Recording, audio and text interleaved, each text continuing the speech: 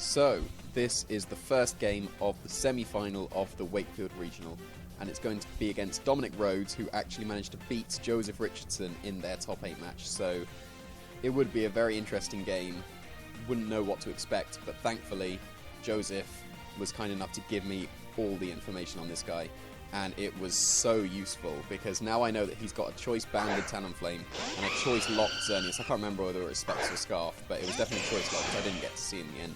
I'm going to lead with Raichu and Sizzle against his Talonflame and Crobat, and I know that he's got choice band on his Talonflame, and I assume that he doesn't want to lock into Flare Blitz on my Sizzle because I could very easily switch into Kyogre here and make Talonflame completely useless. Now, I don't think he knew that I knew that he had choice band, but I didn't think he would want to lock into Flare Blitz for that reason. So I am actually expecting U-turn from this Talonflame. I would only ever have expected that if I 100% knew he was choice band, and I would never make that play otherwise. But he's going to go for Tailwinds with his Crobat. It didn't really matter because he was faster than me anyway. And I'm going to Volt Tackle into this Crobat because of the choice band on the Talonflame. I want to get rid of the only other potential Quick Guard, unless he has choice band and Quick Guard. That would be interesting. But now the Crobat's gone, I can Bullet Punch his Xerneas if he has it in the back completely freely. And he does actually U-turn, so I actually proved that correctly. And in case you didn't believe me, there's the static on the Raichu. I wasn't running static for the paralysis.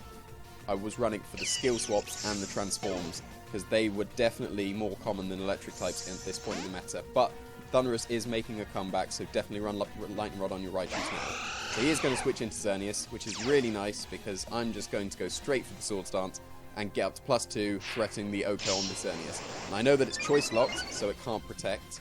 And I know that the Talonflame is choice banned, so it can't Quick Guard. So again, this play is quite easy for me. I'm going to bring in the Dragon's Ascent, the Rayquaza, and I'm going to Mega Evolve.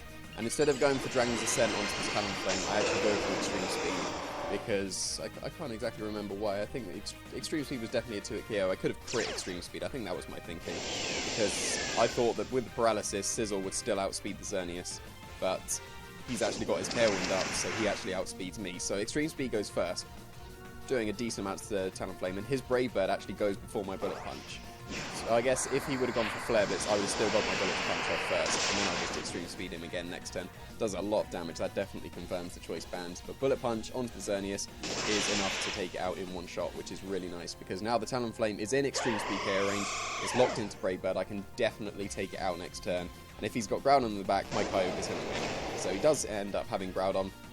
Here's going to be a Primal one, because, you know, there's never a normal Groudon apart from that odd choice card gravity thing, but, you know, almost always Primal.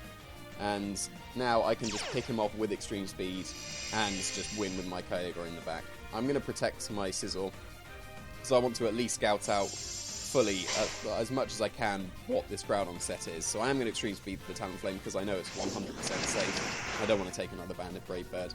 And now my Kyogre in the back has just won, and the only way he could win was if he has Precipice Blades and Eruption, which he does have, and he knocked out both my Pokemon here and got Kyogre to a single target, and he was able to outspeed me and Precipice Blade single target me.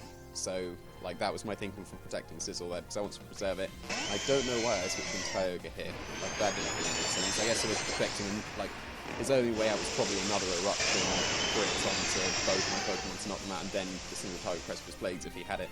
So, switching in was probably a little bit too risky, but he does end up going for Eruption anyway, so it doesn't really matter. And Dragon's Ascent onto this Groudon is actually going to pick up a critical hit and speed the game up a turn. The game was over, so it didn't really matter in the end. But the Groudon goes down, and I've taken the game, the first game of the semi-final, very comfortably, purely because of all the information that was given to me. I definitely wouldn't have made some of the plays I did without that information. So, on to game 2.